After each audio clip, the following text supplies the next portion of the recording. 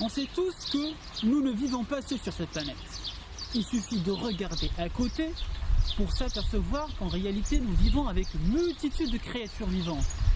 Ce qui nous mène à dire que nous partageons cette planète. Mais s'agit-il d'un partage juste et équitable? Défendons-nous le droit des animaux à la vie autant que nous le faisons pour nous? Bonjour, on se trouve aujourd'hui au zoo du Belvédère à Tunis en Tunisie et on va évoquer la mise en captivité des animaux.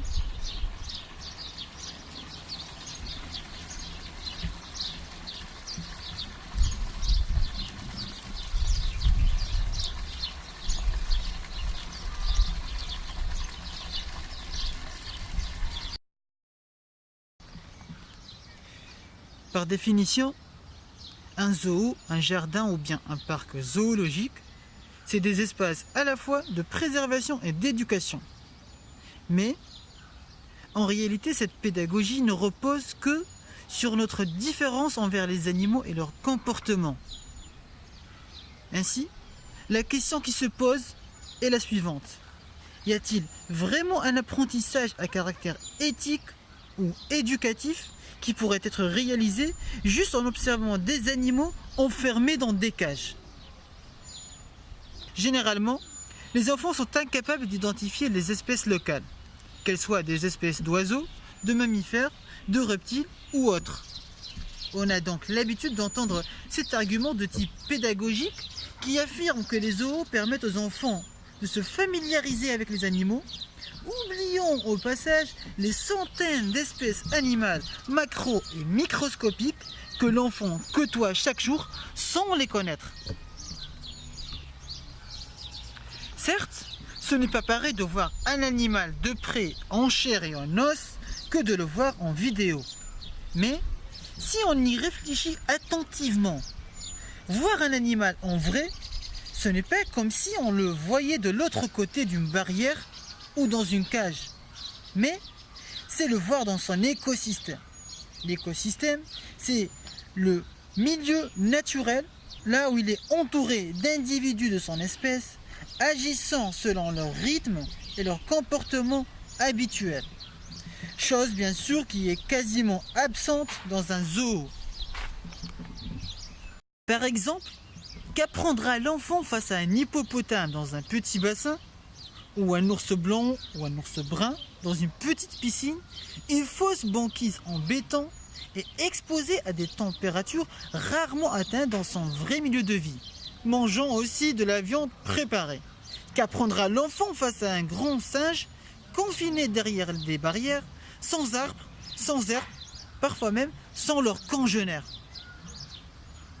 L'enfant ne verra finalement qu'une image faussée de l'animal, car il est en réalité dépouillé de son animalité et arraché de son milieu.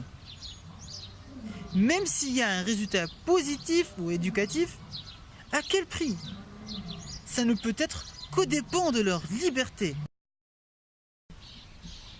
C'est avant tout un endroit dans lequel sont enfermés des animaux exotiques en majorité dans un but purement commercial. En fait, pour de nombreux visiteurs, ce ne sont que des objets sans valeur ou bien des êtres dépourvus de sentiments. Donc la protection des espèces n'est qu'un alibi, car en fait, seuls les humains enferment de la sorte toutes les autres espèces. Il faut savoir aussi qu'un animal sauvage doit vivre en totale liberté et sans limite. D'ailleurs, en voyant le comportement des visiteurs, on a l'impression que le principe de liberté, auquel s'attachent les humains en général et les visiteurs en particulier, est très important, mais paradoxalement, n'est jamais appliqué envers les animaux. Pour d'autres visiteurs, c'est surtout le côté exotique de ces animaux qui les intrigue. En d'autres termes, leur curiosité les pousse jusqu'à accepter la souffrance des animaux qui passent une grande partie de leur vie isolés dans des cages exiguës, sans pouvoir faire aucun exercice, sans pouvoir se déplacer confortablement, ni s'accoupler, ou même se socialiser avec les autres individus de leurs espèces. Ils restent donc emprisonnés presque toute leur vie. Il faut savoir que les humains ignorent totalement comment la douleur est ressentie par les animaux. C'est d'ailleurs pourquoi beaucoup d'individus se permettent de torturer et de mutiler les animaux. Cependant, on ne peut pas affirmer que les animaux ressentent moins la douleur, rien que parce qu'ils sont des êtres inférieurs si on le compare à nous les humains. Ceci dit, la souffrance, c'est la souffrance. La douleur reste la douleur qui est transmise du cerveau par les nerfs. Dans ce contexte, on ne peut pas utiliser le prétexte d'ignorance pour légitimiser nos actions horribles et inhumaines envers les animaux.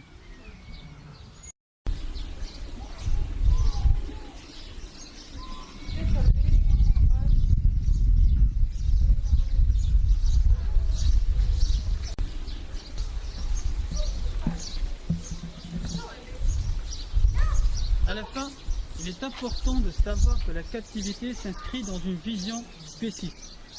C'est quoi le spécisme? C'est une idéologie qui justifie et impose l'exploitation et la captivité des animaux. C'est un peu comme le racisme et le sexisme. Donc voilà, maintenant vous avez une idée claire sur la captivité et sur le fait que de nombreux zoos ne sont en réalité qu'un espace et un endroit de torture